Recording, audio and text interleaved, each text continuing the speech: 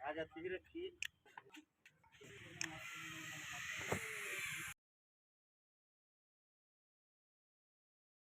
इसलिए ये इस तरह की चाल अभी और चलेंगे। कहीं ईडी के छापे हैं या कहीं धर्म की और जाति की राजनीति है। जैसे हमारे हरियाणा प्रदेश में भी चुनाव का माहौल गर्म होगा, उस टाइम पे जातीय भेदभाव फैलाने का काम ये फिर से करेंगे। महंगाई और बेरोजगारी को खत्म करना ये कांग्रेस के मास्टर प्लान में रहेगा निश्चित तौर से। और ये हल्के के लोगों की आवाज भी है, ये धीरे धीरे आपके सामने भी आएगी, ऊपर तक भी जाएगी।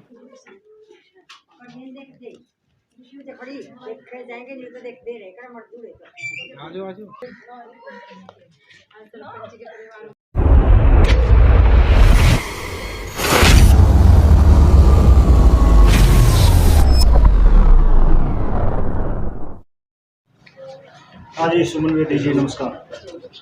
तो आज गांव फ्रेंड कला में आए हो, क्या कुछ कहना चाहोगे?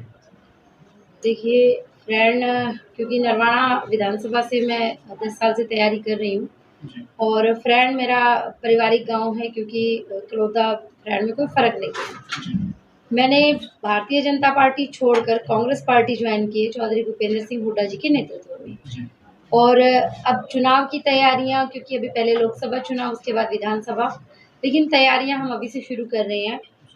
और इस क्रम में फ्रेंड गांव में पहला ये इस तरह का कार्यक्रम है जहां जनता का प्यार आशीर्वाद हमें मिल रहा है। बहुत ज़्यादा उत्साह है यहाँ। ये प्यार आशीर्वाद इन लोगों का 2019 में भी था, जब मैं भाजपा की तैयारी कर रही थी और मजबूत दावेदारों में मेरी गिनती थी, लेकिन किसी कारण से वहाँ हम नहीं पहुँच पाए जो उद्देश्य लेकर चल रहे थे। लेकिन आने वाला समय है जो कांग्रेस पार्टी का है, हुड्डा सरकार हरियाणा में बनने वाली है और निश्चित तौर से हरियाणा में ही नहीं, प्रदेश हमारे देश में भी, हमारे भारत में भी बदलाव आएगा। और ये पहल है जो हम गांव फ्रेंड कला से कर रहे हैं। बदलाव की शुरुआत हो चुकी है यहाँ से। क्या क्या मुद्दे रहेंगे सुमन जी? देखिए मुद्दे इस तरह के हैं जो आम जनता से जुड़े हुए हैं, क्योंकि भाजपा की प्रदेश और के देश की जो सरकार थी, इसने इतने सपने दिखाए थे, इतने सबजबाज दिखाए थे, जिनको ये साकार नहीं कर पाई, किसी भी तरह खरा नहीं उतर पाई। वो मुद्दे चाहे शिक्षा से संबंधित हों, स्वास्थ्य से संबंधित सुविधाएं हैं, बिजली पानी है, महंगाई का मुद्दा है, बेरोजगारी आज चरम पर है हरियाणा प्रदेश में। क्योंकि 2 दिन कल ही अखबार में एक न्यूज़ थी जिसमें कि जेबीटी के 6,725 पद सरप्लस दिखाए गए हैं, जबकि 10 साल में जनसंख्या बढ़ी है, पद और बढ़ने चाहिए थे। इस सरकार ने रोजगार खत्म करने का काम किया है। अगर प्रदेश की चिंता कर सकती है तो कांग्रेस सरकार, और वो भी चौधरी भूपेंद्र सिंह हुड्डा जी और दीपेंद्र हुड्डा जी के नेतृत्व। सुमन जी, आम जन से आप मिल रहे हो, क्या क्या परेशानियां बता रहे हैं आप? परेशानियां देखिए, अभी अभी हमारे सामने एक मामला आया और इस तरह के अनेक हैं कि एक बुजुर्ग ताऊ जी हैं जिनकी उम्र 64 साल है। बहुत चक्कर काटने के बाद भी उनकी पेंशन नहीं बनी। कागजी कार्रवाई में ही ये विश्वास रखते हैं, जितनी घोषणाएं इनकी कागजों तक सीमित है। धरातल पर कहीं भी किसी व्यक्ति को, किसी आम जन को कोई लाभ इनकी योजनाओं का नहीं मिल रहा। जितना लाभ है पूरे देश की, प्रदेश से जितनी आमदनी है, ये सरकार, भाजपा सरकार कुछ लोगों तक सीमित रखना चाहती है। वो लाभ आम जनता की सुविधाओं से कोई लेना देना नहीं। डबल इंजन की सरकार है और ऐसे में सरकार के दावे है कि हम तो सबका साथ और सबका विकास लेकर चल रहे हैं, तो फिर हमें कौन हरा पाएगा? ये तो चुनाव के रिजल्ट ही तय करेंगे। और माहौल आप ही देख रहे हैं, पत्रकार महोदय जितने हैं, मीडिया जितना है, वो इस चीज़ से भली भांति वाकिफ है कि जनता में इस सरकार के प्रति कितना विरोध है। कोई एक योजना ऐसी बताएं जिसका लाभ आम जनता तक पहुंचा हो। ये ट्रिपल पी की बात करते हैं, वहाँ ये कामयाब नहीं हो पा रहे हैं। असल में इनकी नीयत ही नहीं है जनता के लिए काम करने की। ये सिर्फ बयानबाजी में उलझा के रखना चाहते हैं। कभी विदेशी ताकतों को हावी होते देख रहे हैं हम, ये उनका मुद्दा उठाते हैं। उनके पीछे भी इनकी सोची समझी रणनीति है। राजनीति करें, इन्हें स्वार्थ की राजनीति से मतलब है। देश प्रदेश से, आम जनता के दुख तकलीफ से इन्हें कोई वास्ता नहीं। एक महागठबंधन तैयार हुआ है इंडिया नाम से, और बीजेपी को उससे परेशानी क्यों है? क्या लगता है आपको, इंडिया से परेशानी क्यों है बीजेपी? क्योंकि उन्हें अभी से पता चल चुका है कि उनके दिन पूरे हो चुके हैं, जाने की तैयारी है। मोदी सरकार का भी समय, क्योंकि काउंटडाउन शुरू हो चुका है और उन्हें ये आभास हो चुका है कि देश में परिवर्तन आएगा। तो इस वजह से उन्हें लगता है कि सामाजिक मुद्दे हैं, जो आम जनता के धरातल से जुड़े, दिल से जुड़े जो मुद्दे हैं, वो जो गठबंधन तैयार हुआ है, महागठबंधन इंडिया के नाम से, वो उन मुद्दों को उठाकर चल रहे हैं। तो कहीं न कहीं मोदी सरकार धराशायी होती हुई उनको नज़र आ रही है। इसीलिए ये इस तरह की चाल अभी और चलेंगे। कहीं ईडी के छापे हैं या कहीं धर्म की और जाति की राजनीति है। जैसे हमारे हरियाणा प्रदेश में भी चुनाव का माहौल गर्म होगा, उस टाइम पे जातीय भेदभाव फैलाने का काम ये फिर से करेंगे।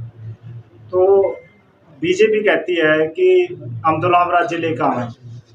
राम राज्य की आपने देखी होगी, कुछ झलकियां भी देखी होगी, जैसे मणिपुर हो गया या अन्य प्रदेश हो गए, बहुत सी जगह अत्याचार और शोषण बढ़े हैं। तो ऐसे में आम जनमानस कांग्रेस से क्या उम्मीद लगाएगा? देखिए, मणिपुर वाली घटना जो हुई, हमारे देश की बेटियां थी जिनका इतना अपमान हुआ, पूरे प्रदेश की महिलाओं के अपमान की बात सामने आई।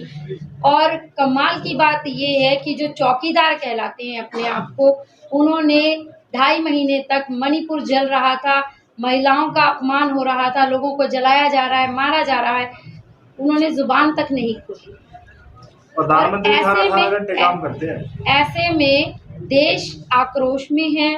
महिलाएं ही नहीं, आम जनता, चाहे वो नेता हो, चाहे आम जनता हो, बच्चे हों, बुजुर्ग हों, सब इस बीजेपी सरकार के खिलाफ खड़े हो गए हैं।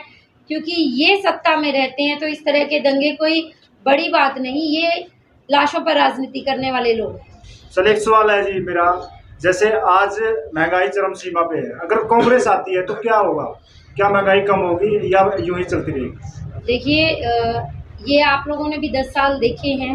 उस समय ठीक था, सब ठीक चल रहा था, कोई वर्ग नाराज नहीं था। उस समय बीजेपी के नेता सिलेंडर के जो दाम थे वो आधे से भी कम थे, जो आज की स्थिति है। उस समय भी ये धरने प्रदर्शन करते थे, लेकिन आज ये इनकी बोलती बंद है।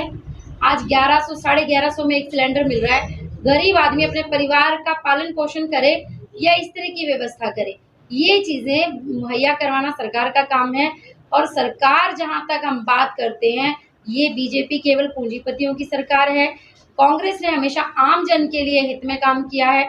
हमें भी लगा था कि बीजेपी कुछ अच्छा करेगी, लेकिन पूरे देश की जनता की आंखों से पर्दा हट चुका है। सबको समझ आ चुका है कि ये सिर्फ स्वार्थ की राजनीति करते हैं, बड़े पूंजीपतियों तक। मेरा सवाल था कि कांग्रेस आने के बाद क्या रहेगा? निश्चित तौर से महंगाई कंट्रोल होगी, क्योंकि जो मुद्दे लेके चल रहे हैं, महंगाई और बेरोजगारी को खत्म करना, ये कांग्रेस के मास्टर प्लान में रहेगा। तो अभी आपके कितने गांव के दौरे हैं लगभग? देखिए, वैसे तो हर रोज़ मिलना जुलना हो रहा है, क्योंकि कंटिन्यू मैं नरवाना में ही हूँ, लोगों के बीच में हूँ। और 19 में टिकट कटी, अलग बात थी, लेकिन मेरे साथ जो प्यार और आशीर्वाद जनता का था, नरवाना के लोगों का था, वो आज भी बरकरार है। लोगों का मेरे पास आना जाना भी रहता है, मैं भी उनसे मिलती हूँ। ये इस तरह के जो कार्यक्रम हैं, जो आज हम फ्रेंड में आए हैं, ये एक प्रेम की भावना को दर्शाते हैं, विश्वास को दर्शाते हैं कि ये लोग मुझ पर विश्वास करते हैं, उम्मीद करते हैं मुझसे कि हम अगर कामयाब होते हैं तो नरवाना के लिए निश्चित तौर से कुछ अच्छा होगा। ये कार्यक्रम दिन प्रतिदिन चलते रहेंगे और तीव्र गति से चलेंगे, बढ़ेंगे बल्कि। तो क्या इस बार सुमन बेदी की दावेदारी पक्की है? निश्चित तौर से, और ये हल्के के लोगों की आवाज़ भी है, ये धीरे-धीरे आपके सामने भी आएगी, ऊपर तक भी जाएगी। बहुत बहुत धन्यवाद।